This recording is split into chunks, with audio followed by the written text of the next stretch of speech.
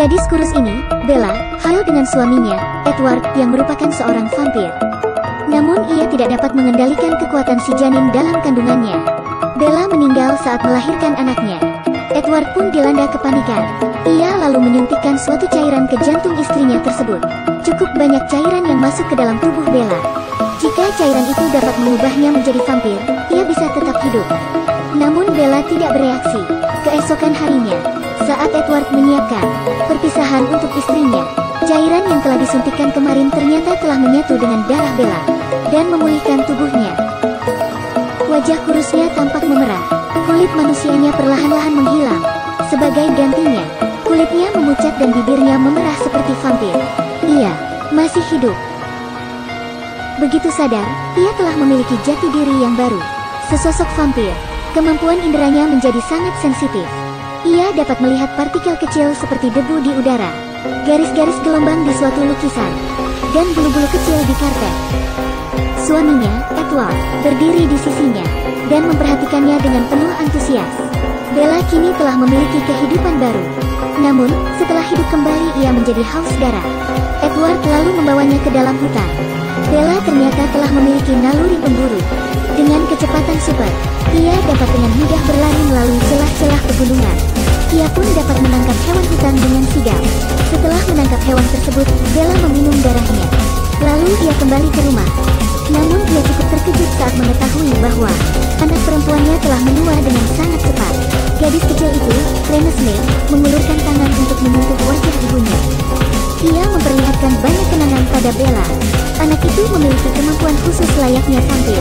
Di saat itu juga, Jacob berdiri di sebelah Renesmee dan memberitahu Bella bahwa ia memiliki suratan takdir untuk bersama Renesmee.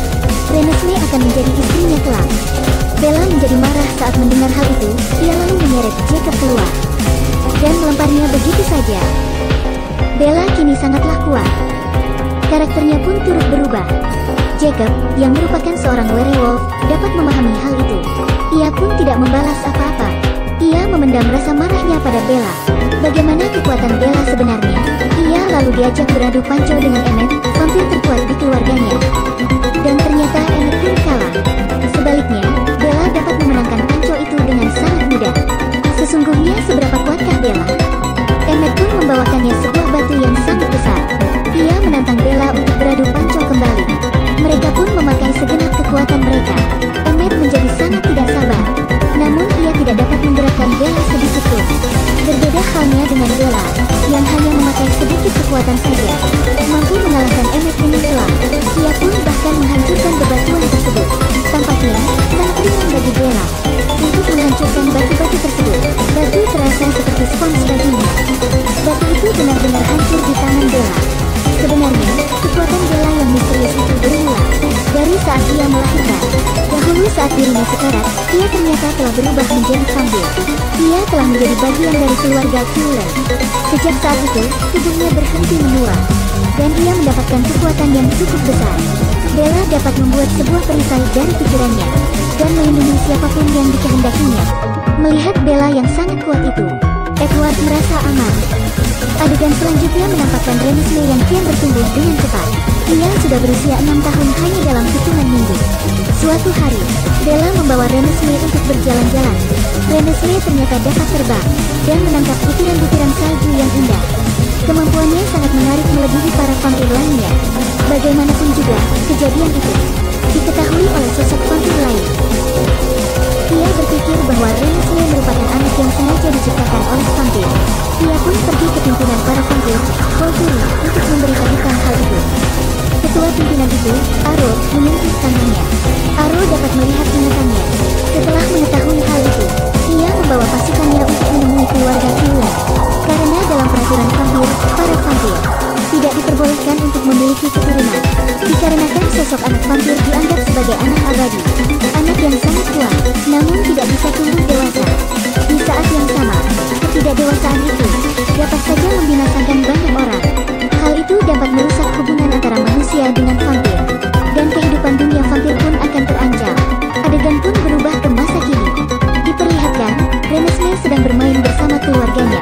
Alice yang memiliki kemampuan untuk melihat masa depan, tiba-tiba mendapat penglihatan bahwa pasukan Volturi akan mendatangi mereka.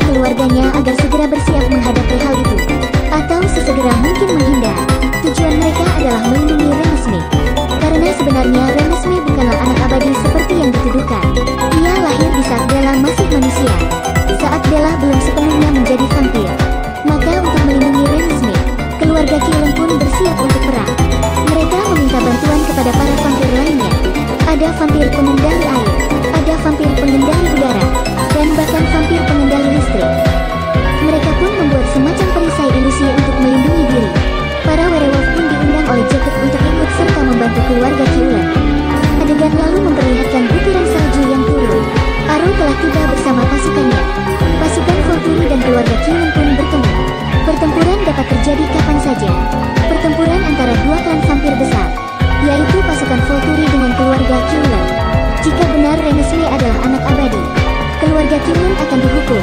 Diperlihatkan, Renesmee mendekat dan menyentuh wajah Aro. Aro dapat merasakan kekuatannya. Ia melihat bahwa Renesmee adalah setengah manusia setengah vampir. Ia pun memerintahkan anak buahnya untuk segera membunuh si penuduh. Bagaimanapun juga, Aro tidak ingin menghentikan perang dengan keluarga Qilin. Ia takut jika di keluarga Qilin, Bella dan Renesmee akan tumbuh lebih kuat lagi dan mengancam kekuatan Volturi. Karena alasan itu, Aro ingin melanjutkan peperangan. Namun tiba-tiba saja Alice muncul. Alice mengatakan bahwa keberadaan Renesmee tidak akan mengancam dunia vampir. Aro pun menyentuh tangan Alice untuk membuktikan perkataan Alice tersebut. Namun ia tetap tidak ingin menghentikan peperangan. Alice pun memberi isyarat kepada Jacob agar Jacob segera melarikan diri bersama Renesmee. Lalu Alice menendang wajah Aro. Aro terpental ke udara dan terhempas ke tanah. Ia pun segera memerintahkan anak buahnya untuk menangkap Alice. Aro menginginkan kekuatan Alice. Carlyle yang menyadari bahwa situasi kian genting, segera berlari untuk menyelamatkan Alice. Namun ia dengan cepat dihentikan oleh Aro. Perang pun dimulai.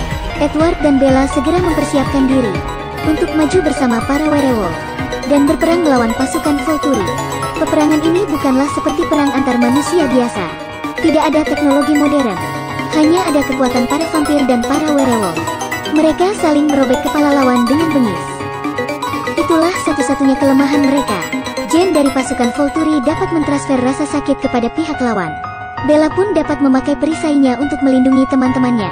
Tak lama kemudian Bella tertusuk dari belakang. Kekuatan keluarga Qilin pun mulai melemah. Kemudian sesosok vampir menggunakan kekuatannya dengan menghantamkan tangannya ke tanah. Tanah peperangan itu pun terbelah. Keluarga Qilin dan para werewolf segera menghempaskan para lawan ke dalam jurang. Peperangan berlanjut dengan penuh kebencian. Bella tertendang oleh Aro. Tubuhnya terpental ke udara. Melihat itu, Edward pun segera bergabung bersama Bella. Bella dan Edward memang selalu memahami satu sama lain. Mereka berusaha melawan Aro dengan sekuat tenaga. Saat Aro lengah, mereka akhirnya dapat membalikkan keadaan dan mengalahkan Aro.